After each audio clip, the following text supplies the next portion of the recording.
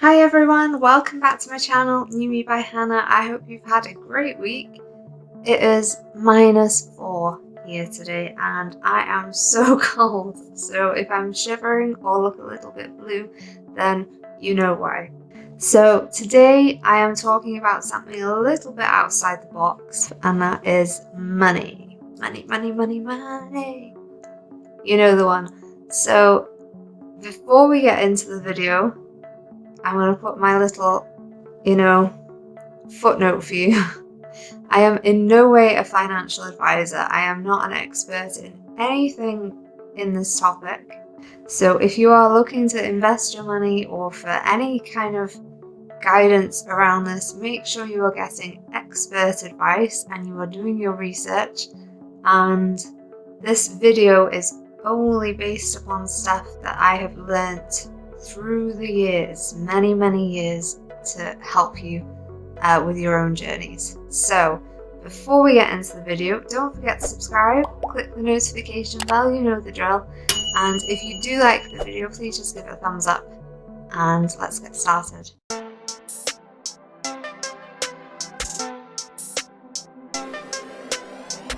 The reason that I feel that this subject is so important is basically because money has always been a bit of a taboo subject for me and seemingly my family. Like, it was never talked about. We never discussed how much things cost.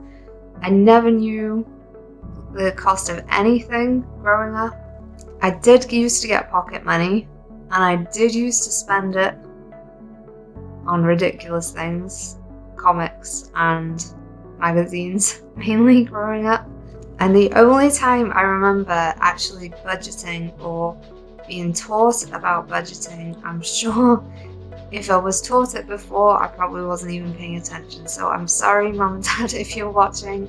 If you did try to teach me before, I probably just wasn't interested. But the first time I really remember being taught to budget was just before I went off to uni.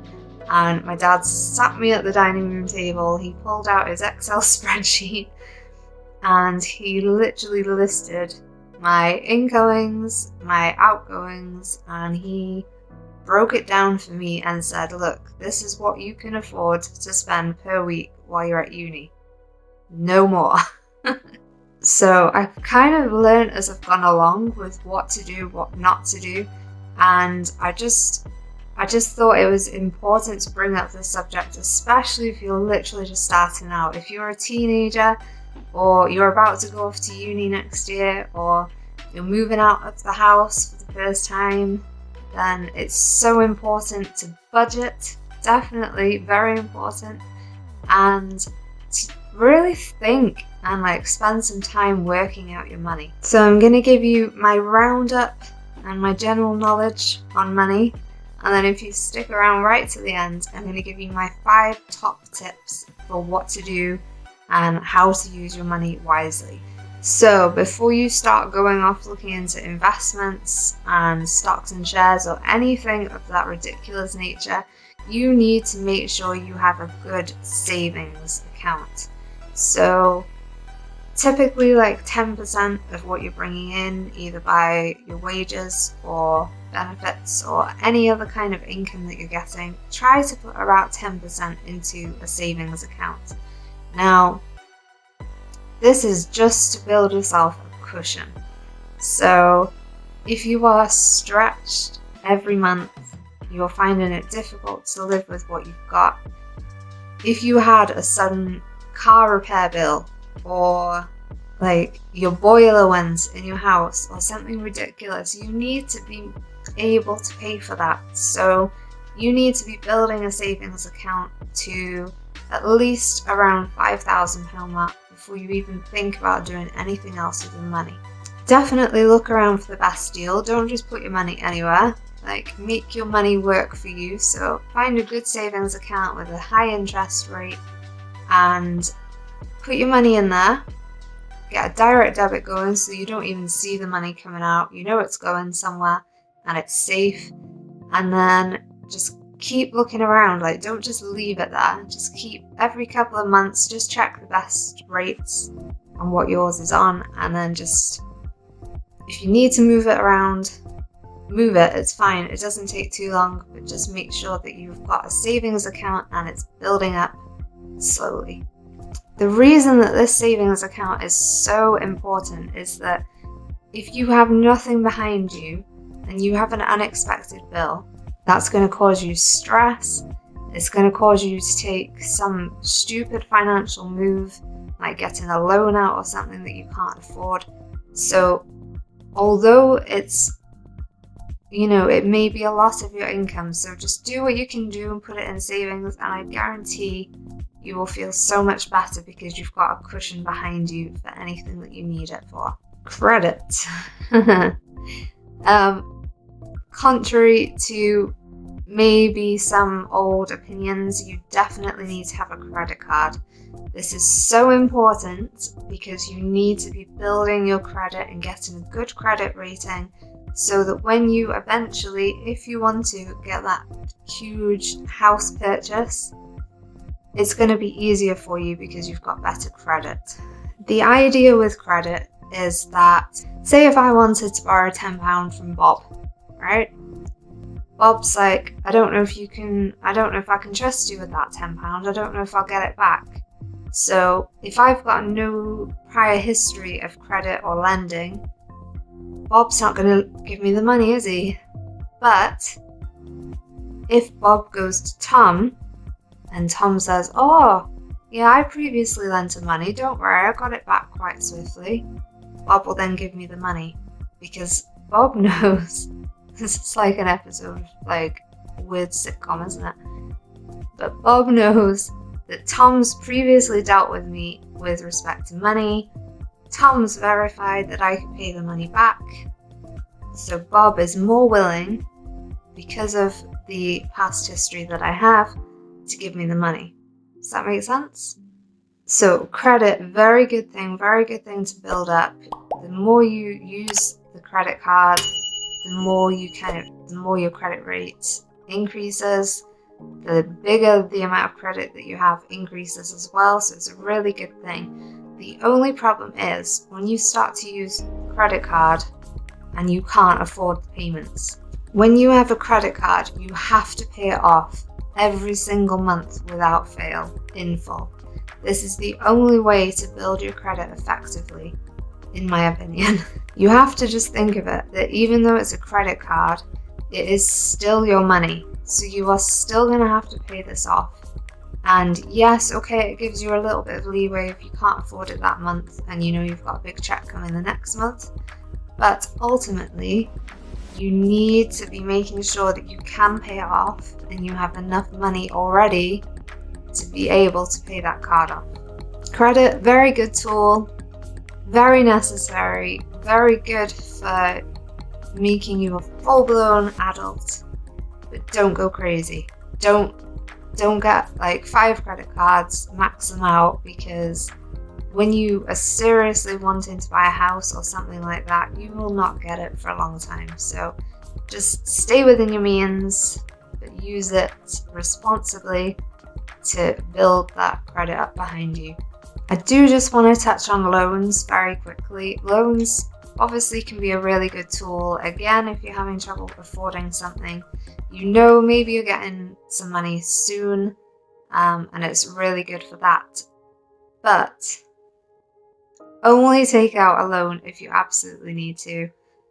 Make sure you can afford the repayments. Make sure you read the paperwork properly before you even consider taking out the loan. Yeah, just only take it out if it's absolutely necessary, because you don't want to start to have a problem where you've got one loan and then you've got to pay that off and then you've got to pay off another loan with the loan, and it gets messy. So don't do that. Just if you need it, it's there obviously, but make sure you read all the terms before you take it out and make sure you can afford the repayments. Student loans, obviously a little bit different. Student loans definitely necessary. The interest rates are better on them. They obviously give you a really good standing in the future. Pensions, obviously non-negotiable. Unless you're planning to do some kind of weird anti-aging trip, then you're all getting old. We're all getting old. We have to deal with it. We're all going to be pensioners at some point, and we need to prepare for that fact. So the sooner you start adding money into a pension, the nicer retirement you're going to have. So in the UK now, pensions schemes are mandatory, so just make sure you're doing it, make sure you're putting your money in, make sure it's in a good one. Again, shop around, make sure your money's working for you. Don't just leave it there and not check it ever. But definitely, after your savings, make sure you've got a pension, so you've got a really good retirement strategy. The final thing I want to talk about is investments. Obviously stocks and shares as well. In my opinion, you should only consider this if you've got quite a reasonable savings amount behind you. There are so many Ponzi schemes, fake investments, all this kind of stuff. So if you are looking to invest your money somewhere else or in some stocks and shares, then make sure you are doing your research. You are watching more videos like this from actual experts, and make sure you are getting some financial advice, because it's really important. So never just do an investment or anything on a whim. Make sure it is thought out. You know exactly what you're getting. You know the reputation behind the company that you're putting an investment into, and just be smart about it. That's like, just with all of these things, you just need to be smart. My top tips for you in respect of money. Tip number 1, make sure your money is literally working for you. So don't just put it in an account somewhere, forget it's there, not even check on the interest rate or anything. Make sure that that money is in a good account, make sure it's a good interest rate, and just keep checking in on it. Make sure you're aware of what money you have. Tip number 2, have savings behind you. If you've got no savings, you have no safety net, and if you were to get an unexpected bill or a crisis of some sort, then you would be in a real pickle. So put as much as you can, even if it's like £10 a month or something, put it into a good savings account. Again, check the interest rate. Just make sure you've got a good cushion behind you. Tip number 3, definitely get some credit behind you. Make sure you are building your credit score constantly. You can get apps to check these things, and just do what you can, take the advice, and build your credit ratings so that you're becoming more and more valuable in terms of lending. Tip number 4, get financial health checks. Now, I had one of these literally a few weeks ago with my bank, and they video called me. I was a bit like, I don't know quite what this is going to be. I thought it was going to be a big sales pitch, but they actually just went through all of my accounts. They told me better ways of using the accounts, and literally costing me no money. They're just making my money better for me. So if you are offered it, or if your bank offers the service, definitely get a financial health check. Tip number 5, with everything, you need to do your research. So before you put your money anywhere, make sure you are putting it into a good company, make sure you are getting the best rates possible, and make sure you are just generally being smart with your money. I think that's the key word for today, because it keeps coming up, but just be smart. So I really hope I've helped you out a little bit. If there is something I could help you out with more, or you have a question, please pop it in the comment section below, and I will try my best to answer you. Otherwise, get your money in a savings account, and I will see you in the next video.